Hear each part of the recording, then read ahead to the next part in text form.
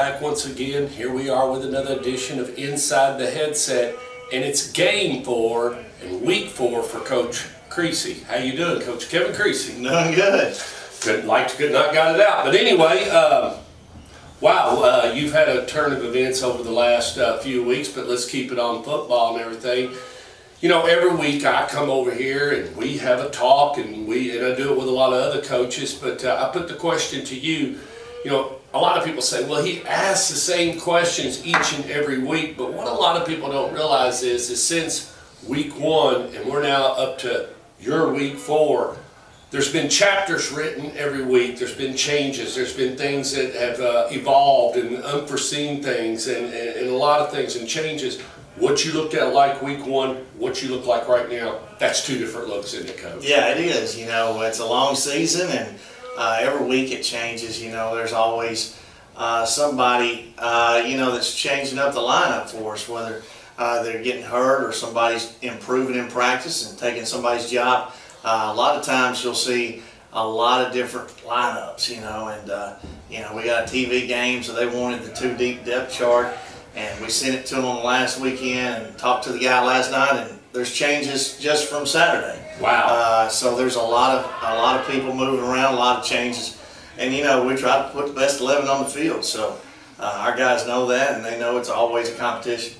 How much is thought about as far as, you know, you've got your set core 2 templates you're running with your first 11 on both sides of the game, but how often are you thinking in the back of your mind, if the right guard goes out, we're going to shift it, we're going to go to this. If the left tackle goes out, we're going to this. If our first wide receiver, how often is that discussed, and how deep do you go through those motions? Yeah, we've just talked about that yesterday at the end of practice, how important it is for other guys to get work in practice and not just assume somebody's going to play over them because they're older than them. You never know when somebody's going to go out, you know, when somebody's going to get in trouble, somebody's going to get hurt, you know, and that next guy has to be ready, and it may affect another position as well. It's not just that guy's position, you know, especially special teams. You know, when we have one guy that goes out and the next best guy goes in, then he may be a guy that's already on a kickoff team. Right. And so that person has to go in for him. It happens a lot, and hopefully we stay healthy, but, you know, a lot of times it goes in streaks. Last year we were healthy, and had a great year, and this year, you know, we're having a lot of bad luck with injuries, and that's just part of it. It's streakish a lot of times.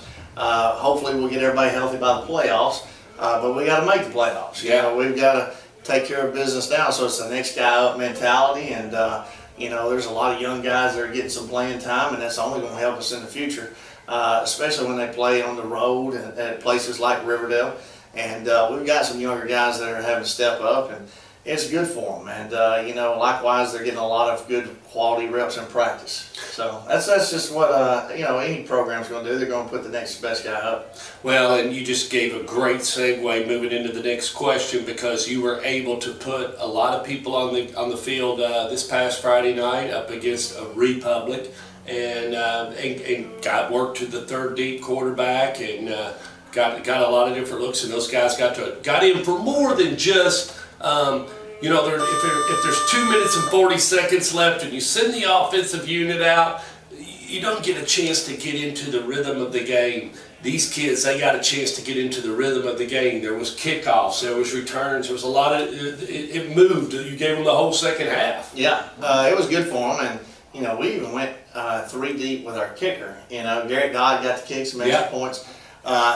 So there was a lot of people that got in. I'm pretty sure we cleared the bench. That second half was all theirs, you know, and I'm glad that we had a game like that. We've had a week off, had a bye week, and so our guys needed a JV game, which they didn't have. So some of those JV guys got in there, and the best of the rest got in after them. So it was good for everybody. You know, I think our guys got a lot out of it, and like I said, knocked some of the rust off. Yeah. Well, you definitely will have another opportunity to get back into it this Friday night. You're going over to the reservation, Tomahawk Field. Got to take on Will Creasy and his bunch. He's 2-2. Had ran into Franklin, which was kind of a bad situation, and then ran into an East Nashville. But he has been victorious over he got Siegel, and then he got this last pickup, Spring Hill. So now he's played 4 games. You played 3. Just looking at the Warriors and everything, even though and Will says they're very young and they're improving. What have you seen on video as they continue to improve? What jumps out at you? Yeah, they are. They're playing a lot of juniors, you know. But I pointed out to our guys, we played a lot of juniors last year. So playing a lot of juniors isn't always a bad thing, you know, and you don't have to wait till they're seniors before they get good. So I can see a lot of good coming out of Riverdale playing young people, and they've got some seniors. And don't get me wrong, they have seniors that are good ball players for them, but you can tell there's kind of a youth movement going on over there, kind of like us last year, getting some sophomores on the field. They got a good-looking sophomore playing defensive end. So it's one of those deals where, you know, they're just like anybody else. They're trying to put the best 11 on the field. It doesn't matter what grade they're in, you know, how much experience they have. They're putting the best 11 to give them a chance to win. Well, what's it like for you coaching in the Battle of the Borough? One of the oldest traditions here in Murfreesboro. I've been a part of it, you know. So my first one was 2012, because all the years before I was either at Smyrna or Blackman, so I never got to see a Battle of the Borough. So since 2012, I've been able to be a part of every one of them since then and everything. And you know, some games are tight and some games go different ways, but always a lot of hard hitting, a lot of tradition. You get to see a lot of old alumnus that played in the game when it was Central High, and then it went to the Riverdale Oakland, which created the 2 schools and created the rivalry and everything. What's it like coaching in something like this? And military is going to be over there, and there's going to be TV and a lot of different things. I mean, what's it like coaching something like this? Yeah, I mean, it's a big deal, you know. You don't want your guys to kind of get caught up too much in it, but with the TV game and the you know, the rivalry, the U.S. Marine Corps, they have a deal where they're going to come and talk about one of the best rivalries in the nation, you know. So they're coming and giving away a trophy at the end of the game, giving away the most valuable player at the end of the game. And it's one of those deals where all that's nice, but it's still just a football game. You definitely want to play with enthusiasm. I don't know that you want to really play with emotion, but you want to play with enthusiasm and know that there was a lot of Oakland Patriots before you that would love to be in your shoes. And you know, that was shown by a couple of years ago. We had an alumni game over at Riverdale, and it was just packed. It was. I mean, it was raining and it was packed. So a lot of those old timers would love to swap into some cleats of our guys, and some of them have, and given up their driver's license and a few things to put that uniform back on. I'm telling you, you talk about, you know, putting your livelihood at risk. You know, that I don't know how a lot of them went to work that next Monday. They had to be sore like they were in a car wreck or something, but. You know, it just shows you the passion and the pride they have for their schools. Yeah. And that's what rivalry is all about. You know, I don't think it's necessarily about a hatred. No. Now, there's definitely a side to everyone involved in this rivalry that there's nobody else you'd rather beat. Right. They'd rather beat us than anybody else, same here. But there's a respect factor too, you know, respecting their history, respecting our history, and respecting our history with each other. There's been a lot of games where they've had the upper hand, and you know, a lot of our guys, just like their guys, have uncles and dads and maybe even granddads by now that have told them about the rivalry and what happened when they played, and that's cool because you know, like I said, this school was built in '72, same year as theirs, and I think they've been playing for about 44, 45 years.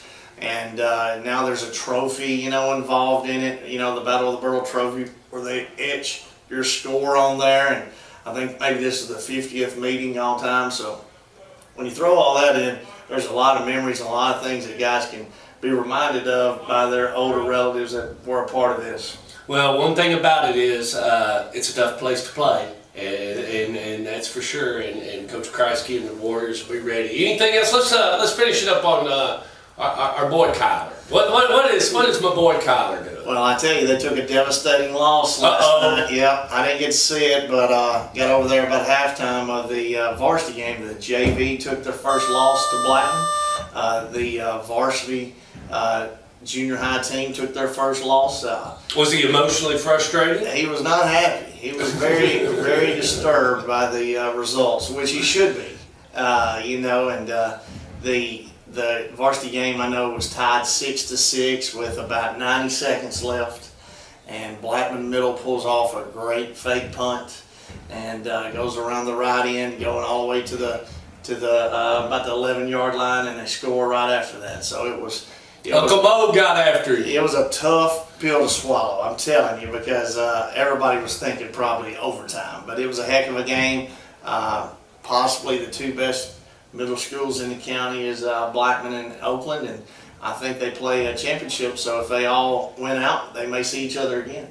Well, that's a little irony for a couple of weeks to come, and we'll talk about that soon. All right, everybody, you Oakland Patriot fans, head across town off 231 and visit tomorrow or Friday night as the Riverdale Warriors and Oakland Patriots in the Battle of the Borough. Kickoffs at 7.